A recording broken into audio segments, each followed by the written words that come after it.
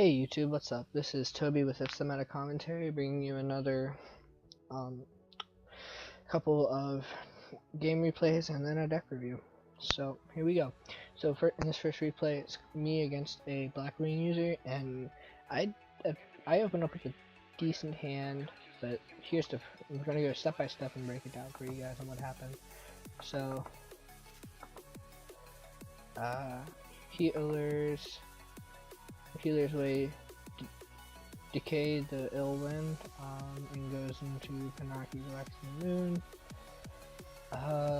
I'm just sitting here like, okay, I gotta make a play fast. And he brings out Armor Master, and I start getting worried because I'm like, oh, Armor Master, he can bring anything I put out to 0, and he doesn't get destroyed by battle with no battle damage. So how am I gonna get rid of this guy? And I remember Erebus down here can spin back without targeting, so that'll help. I'm like, I don't trust this back row for the summon. I don't want to do with Erebus yet. I'm a very cautious Yu-Gi-Oh player, in case you can't tell. So next up, I set I set Prime, and I go into March. And I'll go into what all these cards do later, and then I special summon my Mithra, giving him a token and giving me a free summon. So next up, I go Edia, and from Edia, I always go into Eidos. From those two, I go into Erebus. With Erebus, I'm going to spin back Armor Master. He tries to bottomless me, but he forgets about March. So March covers Erebus and doesn't really. I don't get bottomless. I spin 2 back. Now I put Escalation and Pantheism in the graveyard because I don't ever use Escalation. It's more of just a fodder card, and I keep wanting to say Pandeity. I'm sorry, Pantheism, because it's graveyard effect. Where what I'm about to do next, or what I already did with Domain, because whenever I use Pantheism, I always either show Tenacity, or Domain, or whatever other spell card I might need. And if they're smart, they don't ever pick the one that's not Tenacity. This guy picked the one that wasn't Tenacity, and so he gave me the free no special summon from the extra deck, so he can't get his Erebus back out. And so next player is off phase, standby, main phase 1, brings out Blizzard the far north. I just go ahead and flip up Prime, and from here, what had happened was he disconnected, but what happened was he sat there for a good minute or so trying to figure out what he could do, and I'm guessing he was trying to go into level 5, but he just couldn't for some reason, and he remembered, oh, Domain's on the board. So that was that. Alright, this next one is that same Monarch deck versus a Cyber Dragon deck. I'm not really sure what was going on with this dude's build, but let me just say that this dude did not have anything good going for him. He had to go first. I drew into Tenacity and Return, so that just let me pull a whole bunch of stuff. And my game plan here was, don't reveal Thestalos, reveal Curaz. I never reveal Thestalos. So then next up, I think this is the one I messed up a little. So I go Mithra into Thestalos. No, I didn't mess up here, okay. I go Return, bring Erebus to my hand, and I just snipe out that token before he can do anything.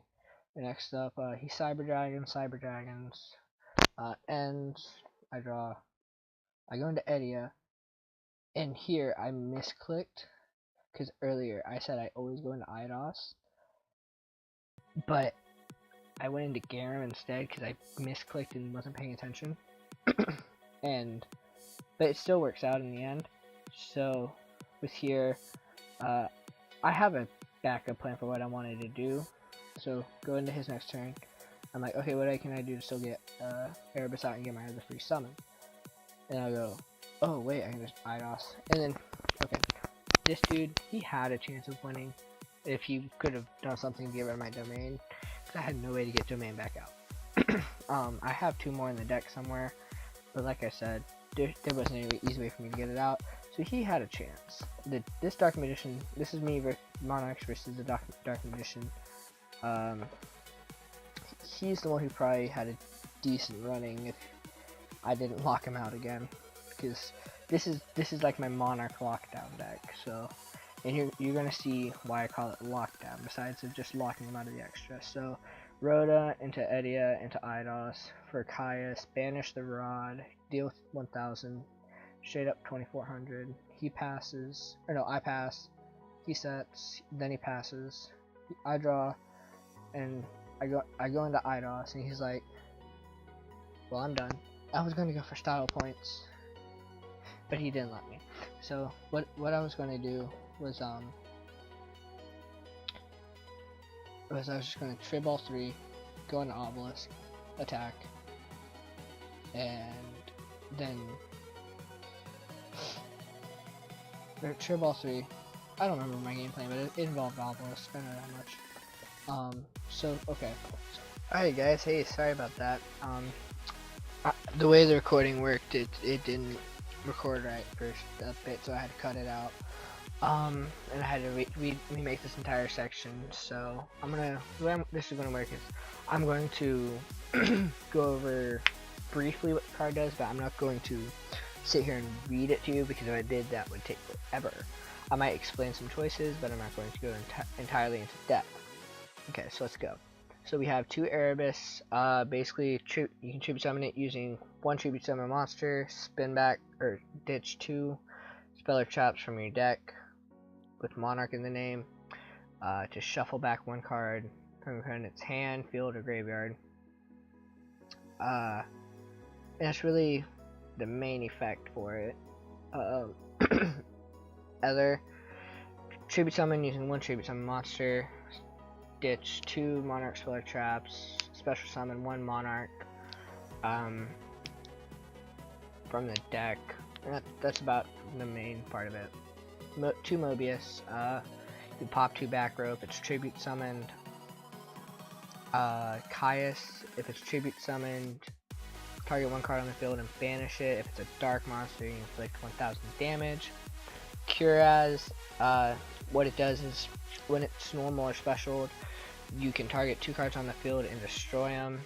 And if you do, each player draws a card for each one that they own that was their card that got popped, but it can't attack during the turn it's normal or special summoned. The board, when it's tribute summoned, target 1 monster on the field, destroy it. Thestalos, if it's tribute summoned. Oh, and there's 2 Zaborg, by the way. With 1 Thestalos, and Thestalos is, if this card is tribute summoned, discard 1 random card from your opponent's hand, and if it was a monster card, inflict damage equal to its original level times 100.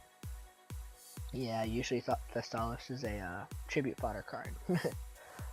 Next up is Edia. I have 3 of her in the deck right now. And the way she works is, if it's summoned, you can special summon 1 Squire or Vassal. Usually I go into Eidos, in defense position, except itself. If it's in the graveyard, you can target 1 banished Monarch speller trap, add it back to your hand. Eidos, I have 3 of him as well. Basically, if it's normal or special, you get an additional tribute summon in addition to your normal one. You can banish it from the grave, target 1 Squire or Vassal, special summon it in defense, and then that's it. Escher, if there are 2 more spell cards on your opponent's field, you can special summon it. Landrobe is, if it's in your hand, you can target 1 face-up monster your opponent controls,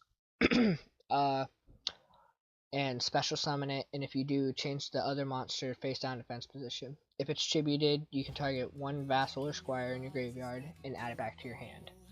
Garum, return 1 tribute summon monster you control to the hand, special summon it, but you can't special summon from the extra deck for the rest of the turn. If this card is tributed for a tribute summon, you can add 1 Vassal or Squire from your deck to your hand. Mithra, it special summons itself, gives the opponent a token, and if it's tribute summoned, you can get an additional tribute summon in addition to your normal one. Next up is Pantheism of the Monarchs. Basically, you ditch one Monarch Speller Trap from your hand, and you get to draw 2. After that, you can banish it from your graveyard and reveal 3 Monarch Speller Traps from your deck. Your opponent chooses 1 to add to your hand and shuffles the rest back into the deck. You can only use that once per turn. 3 Tenacity. Basically, you reveal a Monarch, and you get to add a Monarch Speller Trap to your hand. Stormforth, think of it a lot as Soul Exchange. You get a tribute summon an opponent's monster if you tribute summon, but you still get to attack, but it's at 1. 1 March of the Monarchs, basically if tribute summon monsters you control cannot be targeted by or destroyed by card effects, but you can't special summon monsters from the extra deck. But I don't know if you've noticed yet, I don't have one. Return of the Monarchs. Whenever you tribute summon a monster, you can add another monarch from your deck to your hand, but it has to have a different name than what was tribute summoned. Domain of the Monarchs. Basically, while there aren't any cards in your extra deck, and I'm the only player that controls a tribute summon monster, your opponent can't special summon monsters from their extra deck, so it locks out Pendulums, Fusion, Xyz, and Synchro. But Pendulums from the extra deck, you can still Pendulum summon from your hand. And then if a tribute summon monster attacks, it gets 800 plus during the damage calculation. You can reduce the level of one monster with 2800 attack and 1000 defense in your hand by 2 until the end of this turn.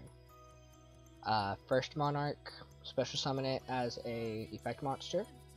If it's summoned this way, discard 1 card, then declare 1 attribute. This card becomes that attribute and can be treated as 2 tributes for the tribute summon of a monster with the same attribute as this card. If this card was summoned this way, you can't special summon monsters except monsters with this card's attribute. Escalation.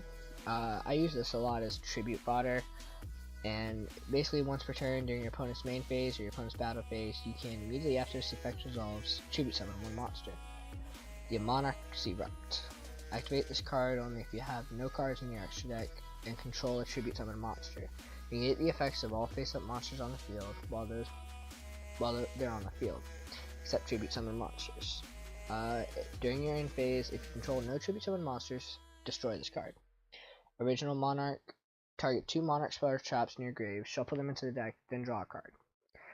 If this is in your graveyard, you can banish 1 other Monarch Speller Trap card from your graveyard. Special summon it in defense position as a normal monster. You can only use that once per turn. Next up, the 3 Egyptian Gods. I don't really need to explain them. I don't think everybody pretty much knows what they do. And if you don't, I'll just mouse over them slowly so you can read them. But they're pretty simple. Rhoda, I know it looks out of place, but I'll explain why in a minute. Add 1 level 4 lower warrior type monster from your deck to your hand. The reason being, Edia is a warrior, so she works out. Soul Exchange, in case I just need the tribute because I have too many monarchs and not enough tributes. Mound of the Bound Creator, this is purely in here for these 3, just in case I need it. Grand Horn of Heaven. During your opponent's main phase, when they would special summon a monster, negate it, and if you do, destroy that. Then your opponent draws 1 card, then end the main phase. Mirror Force, when your opponent's monster declares an attack, destroy all attack position monsters your opponents control. I would hope you know that one. And Draining Shield, opponent's monster declares an attack, negate the attack, target the monster, and if you do, gain life points equal to that target's attack. And that'll do it, guys. So this was a replay to see it in action and a deck profile. I'm not going to show you the side because honestly I don't ever even use the side deck. I just have it there in case I rarely need it. So I'll catch you all later, guys. Hope you have a good day. Bye.